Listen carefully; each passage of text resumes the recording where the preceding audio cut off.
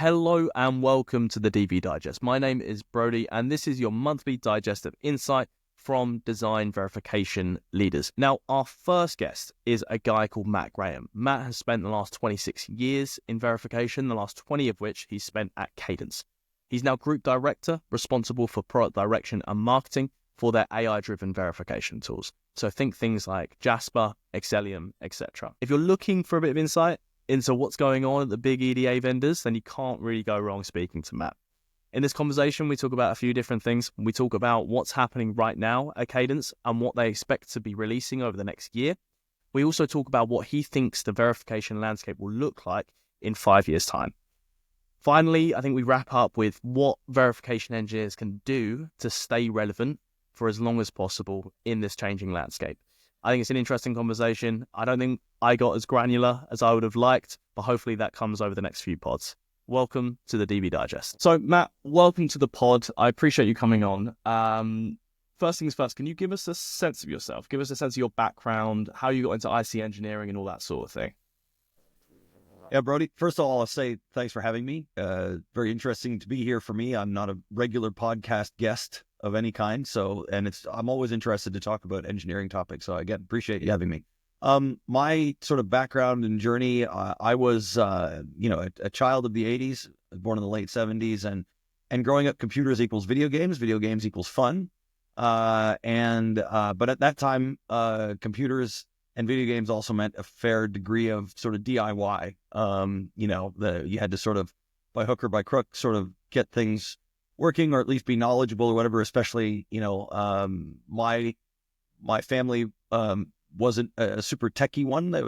My father's a person who works with his hands by trade. So it was kind of on me to figure that all out. And as I did, I kind of grew and found an affinity for that kind of thing. So I went to university. I'm based in and grew up in Canada, the eastern part of Canada near Ottawa, and went to university and did an electrical engineering degree, thinking that I was going to be some sort of, computer software, computer hardware person in my professional life.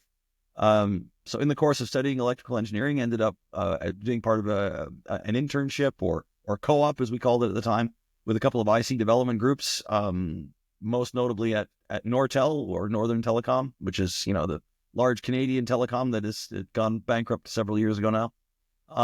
And just sort of fell into it and was kind of good at it, and ended up in the space of IC design and then ultimately IC verification at the very beginning of my career some time ago. Talk to me about the transition. You went from, like you say, starting off as a verification engineer and then moving into Cadence as an applications engineer and then onwards. What was that sort of transition like?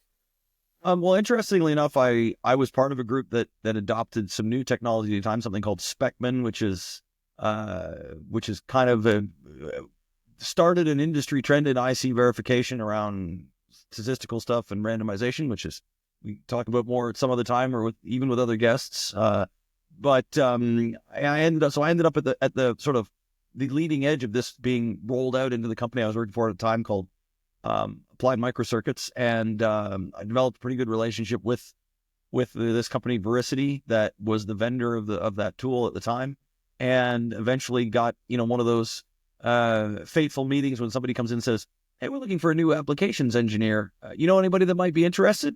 And one of those things when it's very clear that somebody that might be interested should be yourself. Hand slowly goes up. Yeah. Applied for the job. And I remember I worked for, up until very recently, with the manager, a gentleman named Uber Yousefzai, who hired me, who said, "I remember interviewing you and thinking that when you showed up to the interview not wearing a tie, you were either incredibly casual or incredibly confident." And it might have been a little of both, I don't know. But I ended up getting that job, and that started my life in Vericity, which was about a 200-person company at the time, which eventually got bought by Cadence, and that was almost 21 years ago now.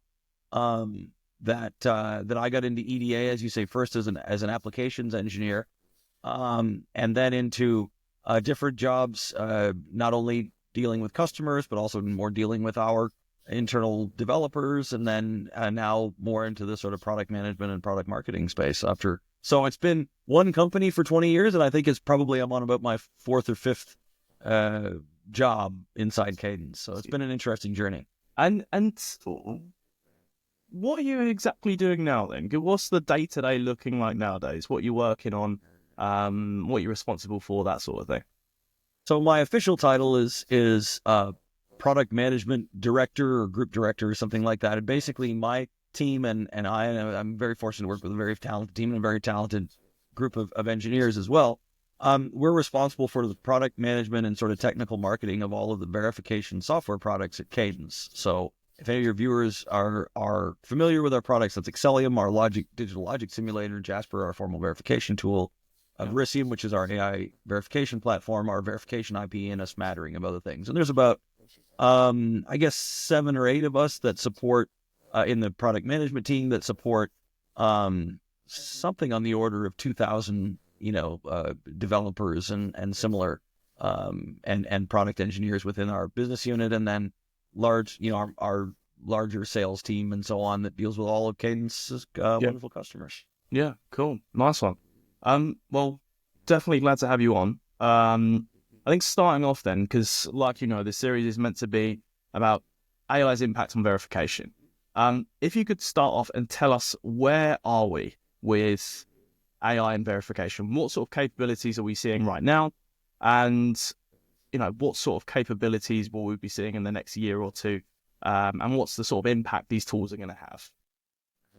Well, as I tell when I give this, a kind of pitch or have this discussion with customers, I start by saying we're at the beginning, certainly not at the end. So, for Cadence, we're probably longer than you think, probably 4, maybe even 5 years into really looking at it started out, we called it machine learning, and then we broadened that out to say AI, and now we're sort of broadening that out even further to talk about generative AI versus other types of AI and so on. But really, let's say 4 or 5 years ago, we started down the path of looking at, how can we leverage things like machine learning and AI to improve verification overall? Like all IC development, all phases of the IC development, verification has seen a huge amount of automation and abstraction over the last 40 years, and certainly in the 20 years that I've been involved in the industry. But there's still a great deal that is both subjective and manual, if not both. There's the amounts of data that we can deal with or that we're presented with are so vast that there is a huge opportunity for AI and ML and these kinds of things, these kind of statistical and algorithmic processes to deal with and to help with and improve the productivity of engineers, improve the quality of the results and the output, and ultimately, increase the amount of the scope of the problems and challenges and markets that can be addressed and solved by our tools as that goes on, and as demand continues to ramp up. So, that's kind of the very high level view. The next level down, like I said, we are literally at the beginning, certainly not at the end. And I think what we're seeing now is a first wave of what at Cadence and I think this is other places referring to it this way as well, is very much optimization type of AI. So, the human in the loop type of things where we can solve some percentage of a problem or improve the efficiency of the solving of some percentage of a problem, like debugging, like closing on the verification of the testing of a design, like optimizing how verification workloads are run in a compute farm or on the cloud, optimizing how the actual fundamental algorithms that we run in our software tools are executed and where they're applied, things like that make either take what a user or an engineer would have to do hands-on themselves and reduce it by some percentage. We think it's maybe even up to an order of magnitude at this point. But certainly reduced by some percentage, either the amount of time that an engineer would have to spend or the number of compute cycles that would need to be spent on a particular problem. And can we reduce that to by some degree and optimize that? Now, that's kind of where we've very much been investing and bringing products to the market in the last, let's say, like I said, investing for 4 or 5 years, bringing products to market for the last 2.5, sort of, with great, I didn't say great, with some very significant successes.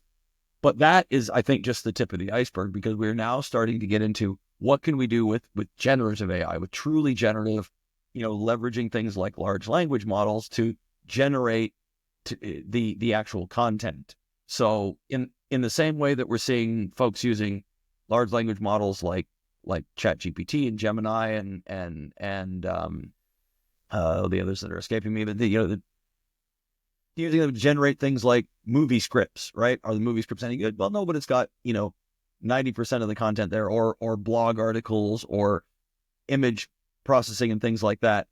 We're seeing the same type of capability being leveraged for verification content, maybe things like a test plan or particular kinds of stimulus and things like that. But that is the very, very beginning of where we are, and there's the runway in front of us is still massive. At least another in my opinion 5 to 10 years before we get to the kind of meaty part of the curve, I think. Yeah. Okay. All right. Fair enough. So no risk in the next year or so that all our verification engineer friends are going to be out of a job. That's good to hear. What's one thing that you're kind of super excited about right now? What's some capabilities that are upcoming, or even that you've just released or something like that, that you think are kind of genuinely exciting? Well, for me, the reason I've had 4 or 5 different jobs in Cadence for 20 years is I am terrible at minutia and repetitive task and sort of doing the same thing over and over again. I'm just not that kind of engineer. I'm not good at that. I'm not the guy that gets to be really, really good at this one thing and then you're the best in the world at it. I'm much more of a generalist, and I think most engineers that have a considerable amount of curiosity, and that's why they got into engineering, are those kind of have that generalist mindset. They like variety. And so to me, the most exciting things is taking away those monotonous, repetitive tasks that are part of IC verification. And, it's not like peeling potatoes monotonous, right? It is, you're still using your brain, you're still, doing engineering type, but, every engineer that's ever debugged anything, whether it's software, hardware, or anything, has gone and said, I'm sure I've seen this bug before. I'm sure I've seen this failure pattern before. I'm sure I've seen this root cause before. And I'm going to have to trudge through figuring out where it is again. And it's not, yes, you're using your brain, but it's not really all that exciting. And I think that there's, right now, what we've brought out in some of the Verisium platform from Cadence helps eliminate a lot of that repetitive and monotonous time and energy. Same thing, optimizing regression, right? So let's go through all of the tests we have and figure out what kind of compute resource they might need and how can we schedule that together in an intelligent way. And these are things that reasonably simple AI and ML algorithms should be and are proving to be quite good at doing. And they're tasks that are either, again, genuinely disliked by engineers, or just not done because the ROI is just not worth it for the pain and suffering that an engineer has to go through. And I think there's huge opportunity for that to really realize a significant improvement in efficiency and productivity. Never mind, like I said, eliminate all that monotony that when I was doing that, I just, genuinely disliked, and, never mind, would put off and whatever else. Yeah. Okay. All right. Cool. So I think one question I have is, obviously the world is changing rapidly at the moment. New capabilities are coming out of the woodwork, and we don't know what the landscape will look like over the next 5 years.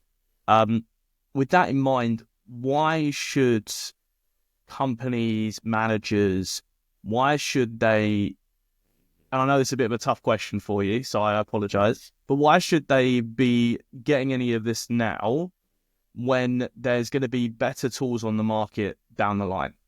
Like, as you say, the generative AI coming through, this is all going to, really change the game again. So why should we be worrying about this sort of other stuff? And I know that's a challenging question, so I apologize. No, that's perfectly fair. And I think there's actually a very reasonable justification. One, what we have today has value. I think what we have available to our engineering customers in the form, like I said, some of the things we're doing in Verisium, in particular, we have, and I don't want to turn this into a product pitch for Cadence, but in particular, we have they do pay my salary though, so forgive me. We do have one tool that we brought out called SimAI that is leveraging AI and ML to help improve simulation efficiency. So we use it along with Excellium, and we're seeing anywhere from 3 to up to 20x improvement in in throughput. Well, that's significant. That is a significant gain.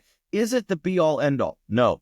Is it going to absolutely eliminate, having to run simulation? Absolutely not. Is it going to enable managers to lay off or make redundant all of their verification engineers? No way. But it's significant in an industry where we're looking at, a 1 or 2% or 3 or 5% improvement per year in total throughput is sometimes massive, because we are in a very mature industry, and a lot of the tools are very mature. Excellium, our digital simulator, has been around for 30 odd years, 20 some odd 30 years. The competition is in the same, our competitors, their competing tools are in the same place. Now, it's not to say we haven't been developing them the last 20 years, but the core fundamental sort of algorithms are in some cases that old. To be able to see a step change of like an order of magnitude improvement is massive. So one, there is real value today. I truly believe there's real value today.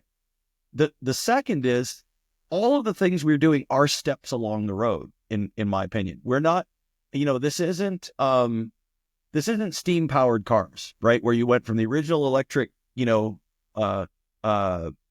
Daimler Benz, whatever it was, to somebody brought out a steam powered car and they went, oh, isn't this nice? And then that was complete dead end, right? This is a step along the way to what we're working on now in SimAI, in the Verisium applications that we have, and the various generative AI products and capabilities that we're bringing out are steps along the road. We're working on something where we can, for example, generate a test plan or a verification plan based on a specification. So take English language, generate some work product out of it.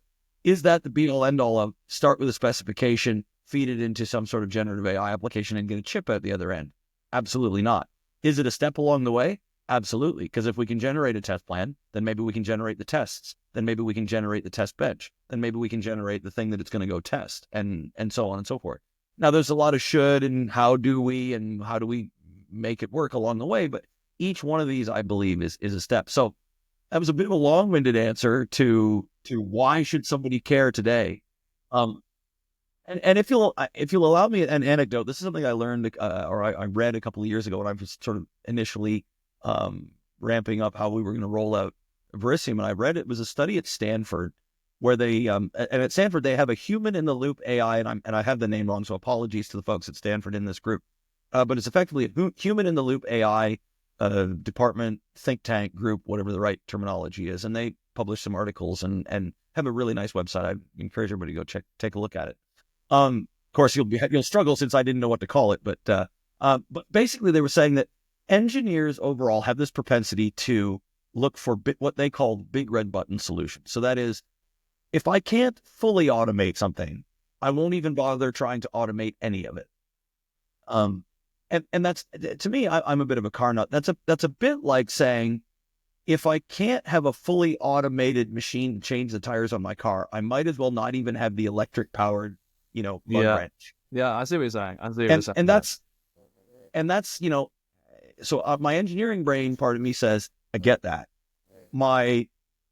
I hate monotonous tasks part of my personality says any bit of automation or any bit of removal of those monotonous tasks is helpful, and I should adopt those. And that's something that I think goes to exactly your question. Why wouldn't I just wait for the end state? You know what?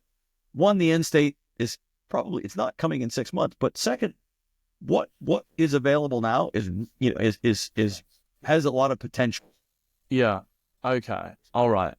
I mean, that's a fair point. It's a very fair point. I think just picking up, because I definitely think listeners will want to dive into this a little bit further, because you do have the sort of inside scoop on this. If anyone has an idea of the answer to this question, you will. How far away are we from natural language in, chip verification out? How far away are we from that?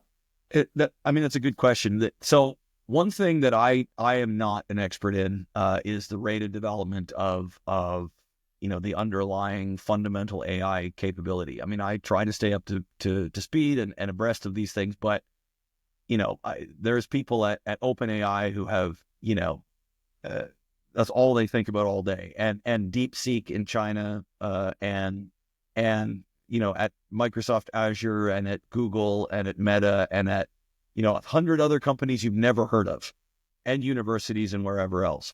And something and the time we're recording this actually has been earlier this week that the whole DeepSeek kind of news has hit the news wire. I don't think it's it's been gurgling in the background, so to speak, but it's really hit the news this week. And I don't when's the next first of all, is that, how disruptive is that? It's it looks like the debate seems to range from incredibly disruptive to not all that disruptive. But when's the next one of those things that we're going to hear about and learn about? Is it a week away? Is it 6 months away, or whatever? So, and the state of the art changes, so quickly in AI in general that it's difficult to tell. However, if I look into, what I know about what I know today, I think, the sort of generally accepted among my peers and the folks that I chat with at Cadence is that we're kind of 5 years away from a truly generational change in terms of the level of abstraction. So in EDA, and let me explain that a little bit more, if you don't mind. In EDA, we've talked over the years about the level of increasing the level of abstraction of tasks overall. So, in the 60s or even in the 50s, when we first started looking at transistor and then integrated circuit design, it was, and even up into the 70s and maybe 80s, I don't know, this is before my time in the industry, obviously. When we talked about laying out a chip literally meant masking tape and scissors and guys crawling around on the floor in a room with a nice white floor and black tape so that they could mask out, well, this is where the metal's going to go, and this is where the silicon substrate's going to go, and this is where the the semiconductors, the transistors themselves are going to be manufactured. And then we progressed through several layers of abstraction up to the point now where we write source code, system Verilog, VHDL, etc., to describe the device and how we test it. So the next level of abstraction that we're going to produce is going to be to English language. At least that's how it, or at least natural language, and that's how it appears today. We've had some false starts on that over the last maybe 20 years where we thought, well, maybe it was C code and System C, and then we said, well, that ended up just being kind of the same as writing RTL, just with a little bit different syntax. And then we said, well, maybe we're going to draw these like UML kind of high-level state diagrams or high-level data flow diagrams. And well, that didn't have enough information in it anyway. And by the time it did have enough information, now we're just writing system Verilog code again. But I think, this does have that sort of transformational effect of we're going to get to the next level of abstraction. And it may not be just raw natural language. Maybe there'll be some specific style or specific keywords or something that we'll have to key in on. But I think that's what the kind of AI can get to, and that is going to be the first, but that's going to be the major transformational step, or one of them, I think, to getting to, as you say, natural language spec in, test bench, test, stimuli, debug, whatever out the other side. Okay, all right. So I mean, hearing that will probably be quite scary for a lot of people. 5 years until things fundamentally change one way or another is inherently quite scary. What can engineers do? How can engineers stay as relevant as possible for as long as possible? Is it just a matter of being at the top of this sort of top of this automation and having the keys to the input, and that's how you stay relevant? Or what can people do over this time? Well, it's a good question. Like anything, that's transformational. We don't need blacksmiths anymore because that's become, but we need tool and die makers, right? We didn't need tool and die makers in the 1800s or the 1700s nearly as much as we needed blacksmiths. Now we need, and that's probably even a bad example. We need now CAD CAM engineers and we don't need draftsmen anymore. We need people that know how to run, CAD engineering software. So I think it'll be no different in EDA and in IC development. We will need some amount of folks that understand, system Verilog in the same way that we still need a large portion of our customers are still in the drawing polygons phase. They're not crawling around with masking tape anymore. They're doing it in CAD packages like our Virtuoso from Cadence to do this custom analog design. So there'll still be some of that. I have no doubt there'll be hand-coded RTL required as well in certain places, and with System Verilog or whatever. And then there'll be, that is generated. So, understanding fundamentals never goes out of style. There's a reason that, Schrodinger's equation is still taught at universities, even though, it's really only needed by people that build, silicon process tools and fabrication, flows and things like that. But it's still taught because it's a fundamental knowledge that's required. So I think there's still some fundamental knowledge that's going to be required. That being said, what I think engineers can do to continue to stay relevant is to stay open-minded at this point, right? And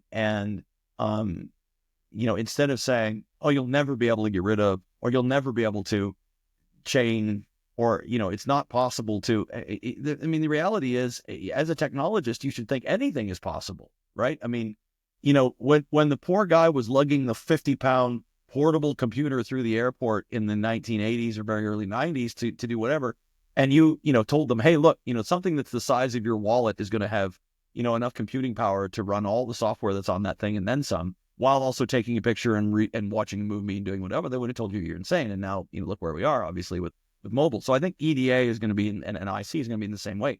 So the best thing to do is keep your mind open and keep being curious about what the next thing is. And then look for ways that you can optimize your own workflows, right? Be that engineer that dislikes monotony and wants to adopt and embrace automation, because I think that's where the early wave of this technology is going to come in. And that's where we're seeing it already.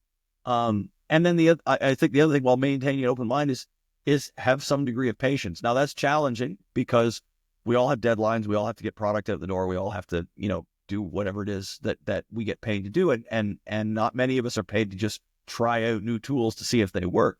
But if you can, continue to look at how can you improve your processes and how can you get something, if you save 10x, if you save an order of magnitude and that works 20% of the time, well, that's still a 2x improvement overall, right? So, I mean, and 2x is huge. It's just, managing that so that to get that 2x, it doesn't cost you 10x in failed experiments or whatever. And that's the tricky part. And that's where EDA needs to come in, and companies like Cadence, and say, no, we think this solution is a 20x improvement 50% of the time, or whatever it might be. Yeah. Okay. So Matt, you're saying to keep up with AI, everybody just buy Cadence, all right? No, I your point about keeping open-minded. I think, I don't know, as a lowly recruiter, I think having diversity is important. I think having multiple skill sets is important. I think that'll become more important. But yeah, cool. Matt, I think that's everything from me. What are you up to now? What's going on at Cadence, and what's next? Anything you want to plug to anybody who might be listening? Go ahead. Now's the time, mate. Well, thanks very much. So, first of all, thank you for having me. It's been a great pleasure. I love to talk shop. That at Cadence, we're really, we're kind of all in on the AI and generative AI as disruptive technology across not only, I'm a verification guy, but not only verification, but design, implementation, right? Across, Cadence is expanding into things like computational fluid dynamics and biological simulation and finite element analysis and all these kinds of different areas, mainly because they all have the same common thread of computational science under the hood, this kind of CS plus math, right? Yeah. As their basis. And so we see the ability to apply AI to all of it. In the verification space, again, we continue to push hard on our Verisium AI-driven verification platform. We've got a lot of capability. We've got a lot more coming out. Look for this year for the first wave of our generative AI and sort of chatbot-like capability that we're going to be introducing. Definitely keep an eye out. In May the 7th, we have Cadence Live in San Jose, which is our big kind of user group conference of the year. I would expect that there'll be some exciting news and exciting products that will be on display there, as well as some insight from our customers and our early collaborative partners about how they're using AI. So if I was, if I was that person that wanted to maintain an open mind, it's those kind of events that I think there's a lot to be gained at, to see where, what's actually real, what's hitting the ground, and what's resonating with our customers. Partners, like all of the big AI folks are typically represented at those kinds of events, and they have interesting things to say about how their AI solutions are being used in conjunction with Cadence.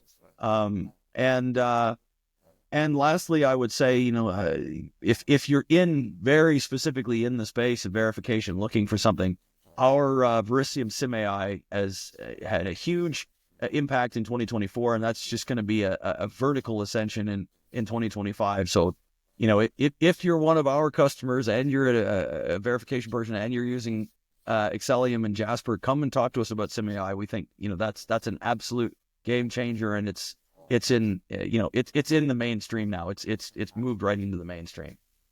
Matt, I appreciate you coming on. If I was a verification engineer, I'd definitely be picking up Sim AI.